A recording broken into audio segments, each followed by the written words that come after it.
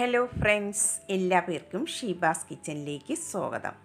ഇന്ന് ഞാൻ വന്നിട്ടുള്ളത് പഴുത്ത മാങ്ങ കൊണ്ട് ഈസിയായിട്ട് തയ്യാറാക്കിയെടുക്കാൻ പറ്റിയ നല്ല ടേസ്റ്റി ആയിട്ടുള്ള ഒരു സ്വീറ്റിൻ്റെ റെസിപ്പിയുമായിട്ടാണ്.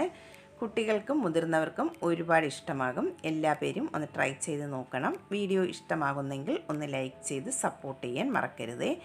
ആദ്യമായിട്ടാണ് കാണുന്നവരുണ്ടെങ്കിൽ പ്ലീസ് ഒന്ന് സബ്സ്ക്രൈബ് ചെയ്തും കൂടെ സപ്പോർട്ടും കൂടെ ചെയ്യണേ. എന്നാൽ നമുക്ക് ഈ ടേസ്റ്റി ആയിട്ടുള്ള സ്വീറ്റ് എങ്ങനെയാണ് തയ്യാറാക്കുന്നതെന്ന് നോക്കിയിട്ട് വരാം. അതിനായി ഞാനിവിടെ ഇതുപോലുള്ള 2 മാങ്ങയാണ് എടുത്തിട്ടുള്ളത്. മാങ്ങ എടുക്കുമ്പോൾ നന്നായിട്ട് പഴുത്തിട്ടുള്ളതും അതുപോലെ നാരൊന്നുമില്ലാത്ത മാങ്ങ വേണം ഈ സ്വീറ്റ് തയ്യാറാക്കാനായി എടുക്കാനുള്ളത്. അത് നമുക്ക് നന്നായിട്ട് തന്നെ ഒന്ന് ക്ലീൻ ചെയ്തതിന് ശേഷം തൊലിയെല്ലാം കളഞ്ഞിട്ട് ചെറിയ പീസായിട്ട് ഒന്ന് കട്ട് ചെയ്തിട്ട് എടുക്കാം. ഞാനിവിടെ മാങ്ങ എല്ലാം ഇതുപോലെ ഒന്ന് കട്ട് ചെയ്തെടുത്തിട്ടുണ്ട്. ഇനി നമുക്ക് ഈ മാങ്ങ ഒന്ന് അരച്ചിട്ടെടുക്കണം.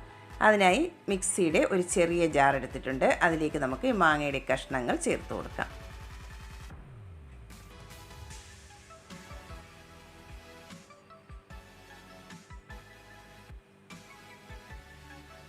ഇതിലേക്ക് ഇനി വെള്ളമൊന്നും ചേർക്കേണ്ട ആവശ്യമില്ല. നമുക്കിത് അടച്ചു വെച്ച് നല്ല പേസ്റ്റായിട്ട് തന്നെ ഒന്ന് അരച്ചിട്ടെടുക്കാം. ഒട്ടും കട്ടയില്ലാതെ വേണം ഒന്ന് അരച്ചിട്ടെടുക്കാനായിട്ട്. ഇതിവിടെ നന്നായിട്ടൊന്ന് അരച്ചെടുത്തിട്ടുണ്ട്. ഇനി നമുക്കിത് എങ്ങനെയാണ് തയ്യാറാക്കുന്നതെന്ന് നോക്കാം. ഞാനിവിടെ ഒരു പാൻ സ്റ്റൗവിലേക്ക് വെച്ച് കൊടുത്തിട്ടുണ്ട്. അതിലേക്ക് നമുക്ക് ഈ മാങ്ങയുടെ പ്യൂരി ചേർത്ത് കൊടുക്കാം. 1 കപ്പാണ് മാങ്ങയുടെ പ്യൂരി കിട്ടിയിട്ടുള്ളത് അരച്ചെടുത്തപ്പോൾ. അത് അതിലേക്ക് ചേർത്ത് കൊടുക്കാം.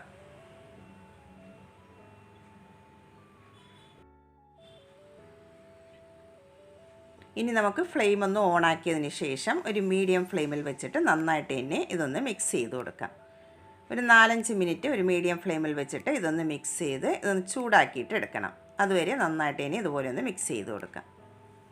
ഫ്ലെയിം കൂട്ടി വെച്ച് കൊടുക്കരുത്, ഒരു മീഡിയം ഫ്ലെയിമിൽ വേണം വെച്ച് കൊടുക്കാനായിട്ട്. ഇതിവിടെ നന്നായിട്ട് തന്നെ ഒന്ന് മിക്സ് ചെയ്ത് ചെറുതായിട്ടൊന്ന് തിക്കായി വന്നിട്ടുണ്ട്. ഇനി നമുക്കിതിലേക്ക് മധുരത്തിന് ആവശ്യമായിട്ടുള്ള പഞ്ചസാര ചേർത്ത് കൊടുക്കാം. ഞാനിവിടെ 3 ടേബിൾ സ്പൂൺ പഞ്ചസാരയാണ് ഇതിലേക്ക് ചേർത്ത് കൊടുക്കുന്നത്. നിങ്ങളുടെ മധുരത്തിന് ആവശ്യമായിട്ടുള്ളത് ചേർത്ത് കൊടുക്കാവുന്നതാണ്. മാങ്ങയുടെ മധുരം നോക്കിയിട്ട് വേണം പഞ്ചസാര ചേർത്ത് കൊടുക്കാനായിട്ട്. ഞാനിവിടെ നന്നായിട്ട് പഴുത്തിട്ടുള്ള മാങ്ങയാണ് എടുത്തിട്ടുള്ളത്. അതുപോലെ നല്ല മധുരമുണ്ട്. അതുകൊണ്ട് 3 ടേബിൾ സ്പൂൺ പഞ്ചസാര ഇതിലേക്ക് മതിയാകും. പഞ്ചസാരയും കൂടെ ചേർത്തതിന് ശേഷം നന്നായിട്ട് ഇനി ഒന്ന് മിക്സ് ചെയ്തിട്ട് എടുക്കാം. പഞ്ചസാര ചേർത്ത് കൊടുക്കുമ്പോൾ കുറച്ചുകൂടെ ഇതൊന്ന് ലൂസായി വരും. അത് നമുക്ക് കുറച്ചുകൂടെ ഒന്ന് തിക്കാക്കിയിട്ട് എടുക്കണം.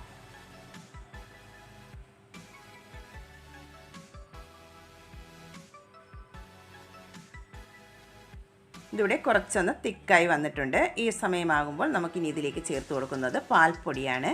ഞാനിവിടെ 1/4 കപ്പ് പാൽപ്പൊടിയാണ് ഇതിലേക്ക് ചേർത്ത് കൊടുക്കുന്നത്. ഫ്ലെയിം നന്നായിട്ട് തന്നെ ഒന്ന് കുറച്ച് വെച്ചിട്ട് വേണം പാൽപ്പൊടി ചേർത്ത് കൊടുക്കാനായിട്ട്. 1/4 കപ്പ് ചേർത്ത് കൊടുക്കാം. എന്നിട്ട് നന്നായിട്ട് തന്നെ ഒന്ന് മിക്സ് ചെയ്ത് കൊടുക്കാം.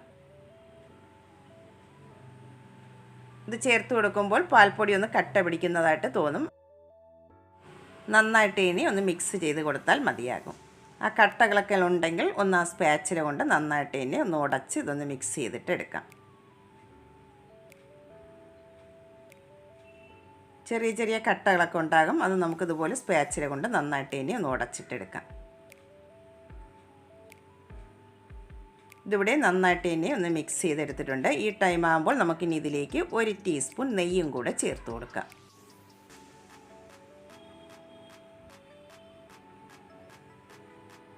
നെയ്യും കൂടെ ചേർത്തതിന് ശേഷം നന്നായിട്ട് മിക്സ് ചെയ്തിട്ട് എടുക്കാം.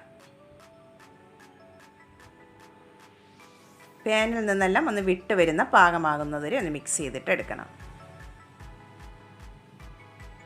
ഇതിപ്പോൾ പാനിൽ നിന്നെല്ലാം ഒന്ന് വിട്ട് വരുന്ന പാകമായിട്ടുണ്ട്. ലാസ്റ്റ് ഇതിലേക്ക് 1 ടീസ്പൂൺ നെയ്യും കൂടെ ചേർത്ത് കൊടുക്കാം. ടോട്ടൽ ഞാനിവിടെ 2 ടീസ്പൂൺ നെയ്യാണ് ഇതിലേക്ക് ചേർത്ത് കൊടുത്തിട്ടുള്ളത്. എന്നിട്ട് നന്നായിട്ട് തന്നെ മിക്സ് ചെയ്തിട്ട് എടുക്കാം.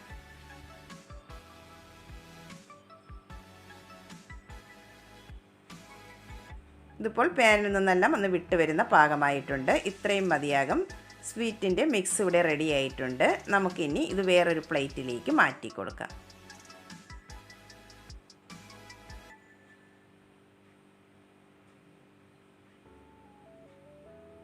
ഞാനിവിടെ ഒരു പ്ലേറ്റിൽ കുറച്ച് നെയ്യൊന്ന് ബ്രഷ് ചെയ്ത് വെച്ചിട്ടുണ്ട്. അതിലേക്ക് നമുക്കിത് മാറ്റി കൊടുക്കാം.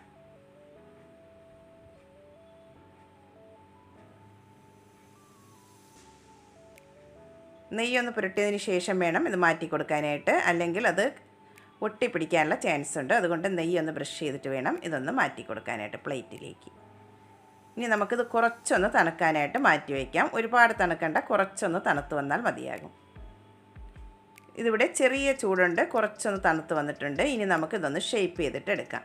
ഇഷ്ടമുള്ള ഷേപ്പിൽ ഷേപ്പ് ചെയ്തെടുക്കാവുന്നതാണ്. ഞാനിവിടെ ഇതുപോലെയാണ് ഒന്ന് ഷേപ്പ് ചെയ്തെടുക്കുന്നത്.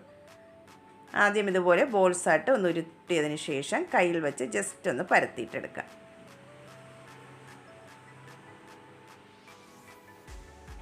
കട്ട്ലറ്റിൻ്റെ ഷേപ്പിൽ ചെറുതായിട്ട് ഇതുപോലെ ജസ്റ്റ് ഒന്ന് പരത്തിയിട്ടെടുക്കാം.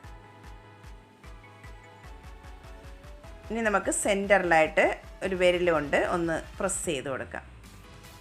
നട്ട്സ് വെച്ച് ഒന്ന് ഗാർണിഷ് ചെയ്ത് കൊടുക്കാൻ വേണ്ടിയിട്ടാണ് ഇതുപോലെ ഒന്ന് റെഡിയാക്കി എടുക്കുന്നത്. ഒരെണ്ണം ഇവിടെ റെഡിയാക്കി എടുത്തിട്ടുണ്ട്. ബാക്കിയുള്ളതെല്ലാം നമുക്കിതുപോലെ ഒന്ന് റെഡിയാക്കിയിട്ടെടുക്കാം.